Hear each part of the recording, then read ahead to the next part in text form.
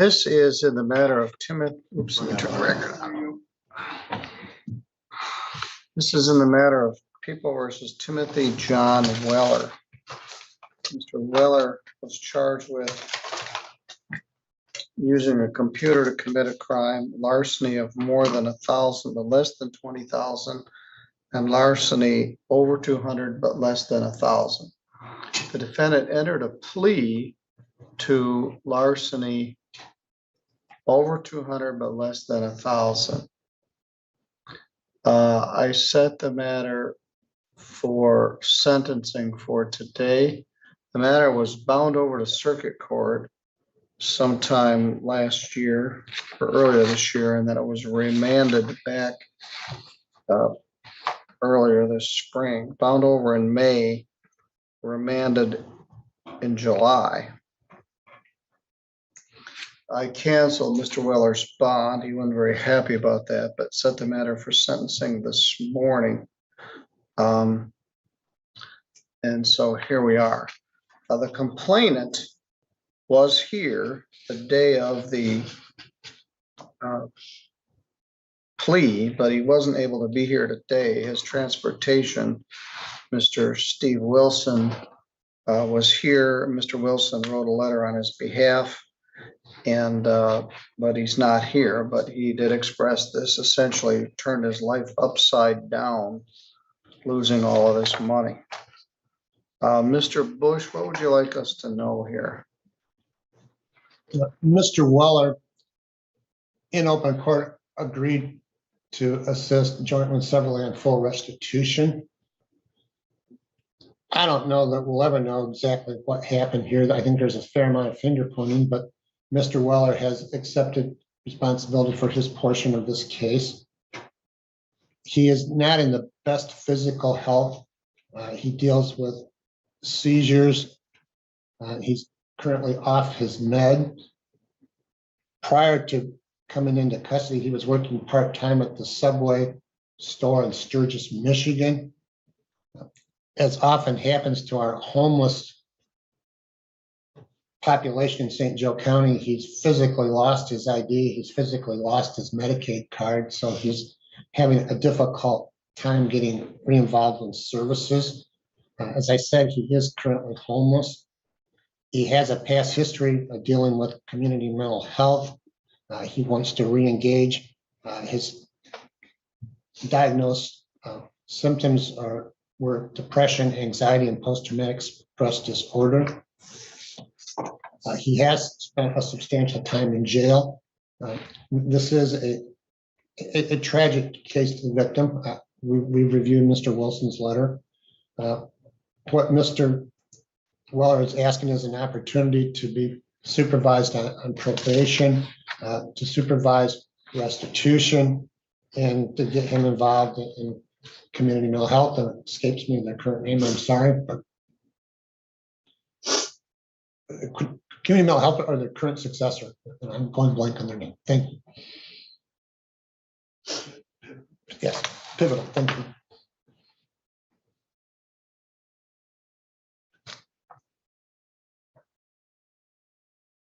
I'll hear from Mr. Weller, then I'll hear from Mr. Marvin. Mr. Weller, what would you like us to know? First of all, Your Honor, I would like to say I'm sorry for what happened. And like I told you last time, I'll do anything I can to help him. Well, you got mad and you said you wanted to withdraw your plea. That's because I was confused. All right. Do you wish your plea to stand at this point? Yes, sir. I'm trying to figure out the bond situation here. You were in custody. I think when Judge Stutzman remanded the case, he reduced the bond.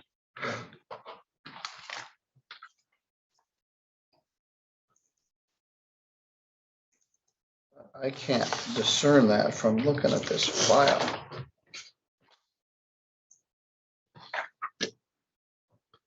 When did you bond out?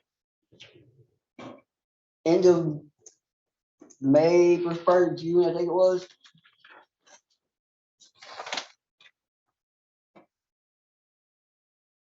I went in there in April, I believe, Your Honor, you get out till like June.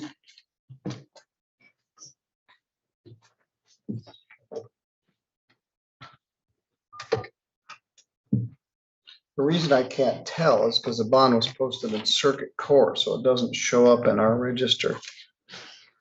Hello, Deputy Kindig. I'm trying to calculate how much time Tim Weller's got credit for. Timothy John Weller. He got arrested in April, and I can't tell when he bonded out.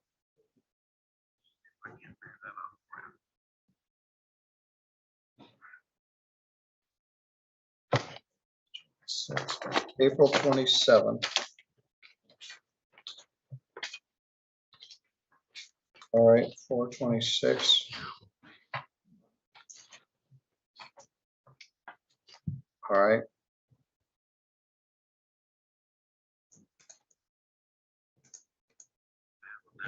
All right, thanks. Bye. All right, you went on April 26th, which is 4 days in April, 27 days in May, which is 31 days. Then I put you back in jail on 8/28, which is 3 days in August and 5 days in September, which is 8 days. So you've got 39 days credit. All right, now you guys, Heather Sproul primarily, and this other guy stole $8,000 from this complainant, and it turned his life upside down. He was working, he had a job, he had an ID, he had saved $8,000. Keystone had a place for him to live. He wasn't supposed to let people live there, but he let you guys live there. And he got ripped off, and he lost his housing, he lost his job, he lost his benefits, and according to Mr. Wilson, he's now living under a tree. He's also relapsed after a month of sobriety. How much money did you get? Your Honor, the only thing I got was like $600. All the rest of it, Heather and him took from me. And I didn't live with Greg White at the time. I was still homeless on the streets. All right. Now, at one point, you had a Ford Escape. I don't think you had a license, but they said, well, how did you get money to buy this car? Saving. Saving from what? Working, doing odd jobs and stuff. All right. So you bought that car with your own money. Yes. You told the officers you got $3,600 and you spent it at the casino, every penny. So is that accurate? I don't remember, Your Honor, because it was all confusing at the time. But the money I got was $600. Did you blow it all at the casino? No, Your Honor, I did not. Well, where did that come from? That came from money from me working on the side. Well, let me just say, I don't believe you. I don't know which lie is correct, but you told the officers you went to the casino and gambled it all away and didn't win one penny. Mr. Marvin, what's your position here? This is a felony, and the reason it's not upstairs is because the laws have changed recently, and they actually have been relaxed, as you know, where the consequence that we used to have, or the threat of prison, it doesn't even exist. As a matter of fact, there's an assumption that anything under 18 months is not even jail. So upstairs, this would have been probably no more jail. And what I'm interested in is getting that man his money as soon as we can, if it's possible. But there also had to be a consequence. I don't think 39 days is enough for what happened. Whatever he did with the money, whatever they did with the money, I can tell you that an account was set up by the guy sitting here in this room right now. And then $8,000 is transferred to the account that he set up. And whatever his crook friends did with it, I don't know. But it was pretty bad because they preyed on this man, took advantage of him. I will when he's finished. This is his turn. So I think that we're down here because the law has changed, and if I want to get anything done, it's through this court. So now I've got to try to juggle. If he had enough money to save up to buy a car, which I doubt, then that means he can get to work and start paying back this man who's now homeless and in really bad shape. But I also think that 39 days for what he's done is that I don't think that's enough, Your Honor. I think it's pretty bad what happened here, and there's got to be. I'll leave that to you, obviously, but I think it should hurt a little more. I don't know if this is a matter of I'm sorry I did it or I'm sorry I got caught. Well, and I don't believe he's telling me the truth. And I think there's also a methamphetamine factor here. You were high when I saw you, and you're not now. You've been in jail for 8 days and your head is on straight.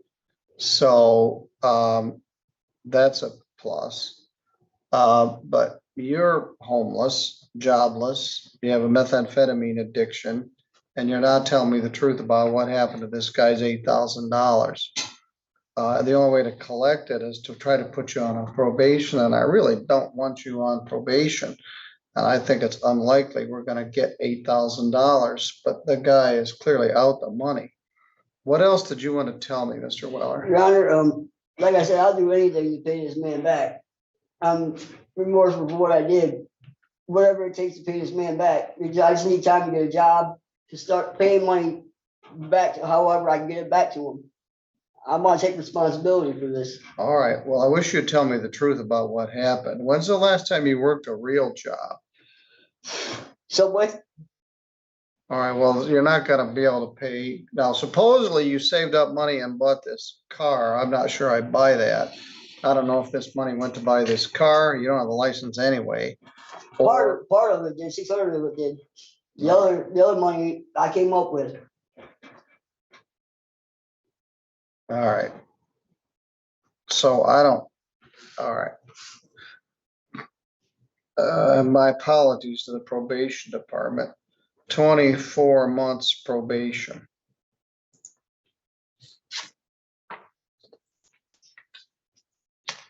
I don't care if it's flipping a burger at McDonald's, Your Honor, it's still a job. There's honor in every job. 100 days, credit 39, leaving 61 days to do. The fine is 0. The crime victims' rights is 75, a $50 state minimum fee. I'm gonna waive the probation oversight fee.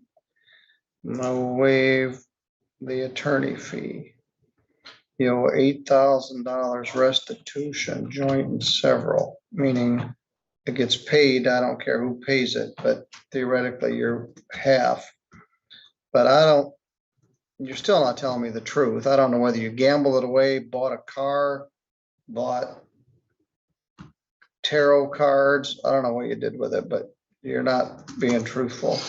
And the likelihood of you getting, first of all, you got to get out, get a place to live, get a job, which is what Mr. Wilson had helped this guy do.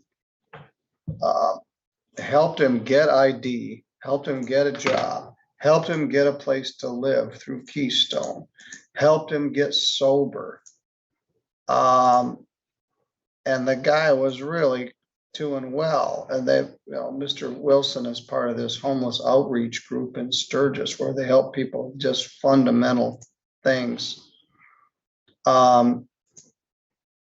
All that stuff. And then Mr. Wilson took him to the bank and he realized his $8,000 was gone and he just fell apart.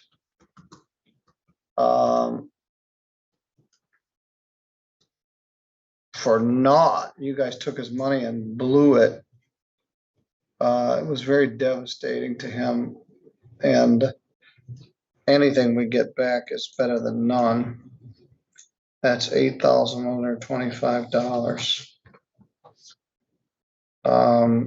No alcohol, no drugs, substance abuse counseling and treatment is directed. I don't really want you on probation. One option was just give you a 365 days in jail, but as Mr. Marvin says, that doesn't get this guy any money. We'll see if we can squeeze some out. Anyway, you got 61 days to do minus good time, which will be about 50 days. It'll also give you more time to detox from the methamphetamine. You don't have money to live or eat, but you manage to scrabble up enough money to feed your methamphetamine addiction, and we need to deal with that also. All right, you can go with the court officer. Thank you, Judge. Thank you, Tom. Yeah.